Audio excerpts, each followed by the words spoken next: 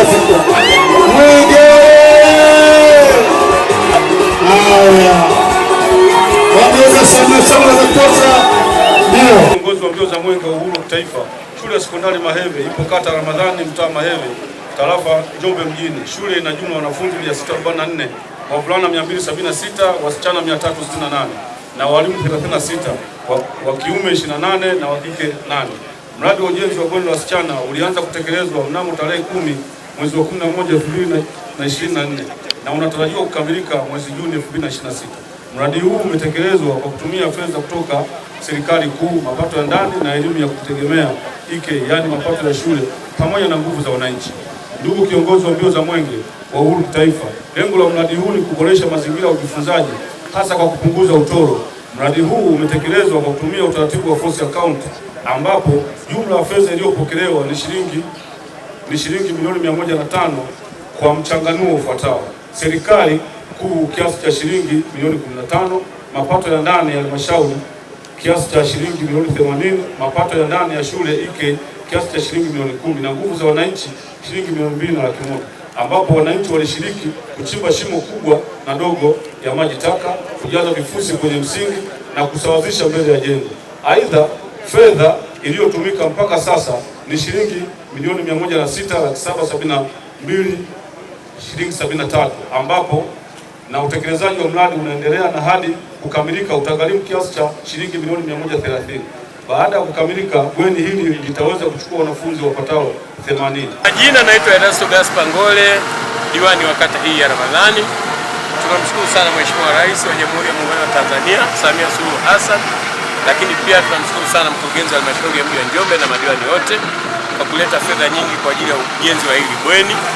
Tunaamini uwepo wa hili bweni kwanza utapandisha taaluma ya watoto, hasa watoto wa kike ambao wanatoka kilomita karibu 20 kuja kusoma hapa, lakini kwa sasa naamini watabaki hapa, watapata masomo, watapata utulivu na hivyo kuongeza kiwango cha ufaulu kwenye masomo yao. Inafahamika watoto kwa kuishi mitaani changamoto ni nyingi, kuwepo kupata mimba, lakini kiwango kidogo cha ufaulu na changamoto nyingi, kwa mfano usafiri wakati wa vifuku kutoka hapa kwenda majumbani, wakati wa mvua, wakati wa jua na adha nyingi ambazo wanapata.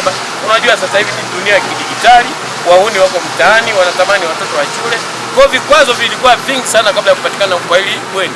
Tunaamini hiyo hili bweni tunaenda kuweka mambo. Maheve oye! Mheshimiwa mkuu wa msafara wa DC, mwenyekiti wa chama na viongozi wote mliopo hapa, awali ya yote tunashukuru sana kwa Mwenge wa Uhuru kuja hapa na kukagua jengo letu. Ndugu zangu wana Maheve, serikali yenu ya Chama cha Mapinduzi inayoongozwa na Daktari Samia Suluhu Hassan siku zote ipo mstari wa mbele kutatua changamoto, na Mheshimiwa Rais amefanya makubwa sana kwenye sekta mbalimbali: afya, miundombinu, elimu, umeme na mambo mengi. Sisi tunaendelea kumshukuru sana Mheshimiwa Daktari Samia Suluhu Hassan kwa kazi kubwa, na Mwenge wa Uhuru umekuja hapa kushuhudia kilichofanyika. Tunawashukuru sana kwa kuja, lakini wana Maheve, nadhani hii ni zawadi kubwa sana kutoka kwa Mheshimiwa Rais.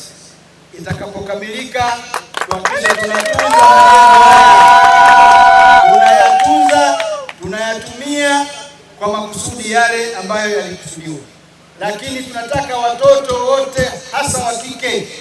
Mheshimiwa Rais anataka watoto wote hasa wa kike ambao wana uwezo wa kwenda shule wahakikishe wanakwenda shule. Ndio maana naongeza miundombinu ya elimu. Kwa hiyo wazazi, ni waombe sana, mpo wengi hapa, inapokuja miundombinu kama hii, maana yake kazi ni kwetu kuhakikisha watoto wote wanakwenda shule na tunawasimamia na wanakuwa na nidhamu ya shule.